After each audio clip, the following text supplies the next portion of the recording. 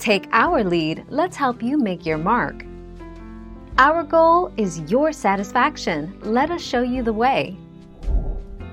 Insomniac Games has confirmed that its upcoming game, Ratchet and Clank: Rift Apart, will release exclusively on the PlayStation 5. It is worth noting that Insomniac Games has not offered an official explanation as to why Ratchet and Clank: Rift Apart will not release on PS4.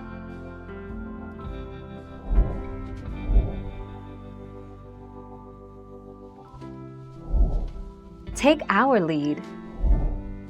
Here's what you should know about playing PS4 games on the PS5.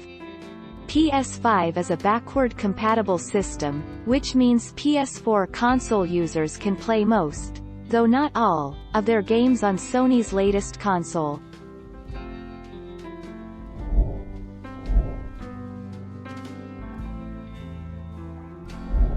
Let's help you make your mark. Unlike previous games in the series, which were mostly single-player-only games, All For One focuses on a 4-player cooperative multiplayer mode which allows for drop-in and drop-out online as well as offline multiplayer. Thank you for watching. Please subscribe and hit the bell notification.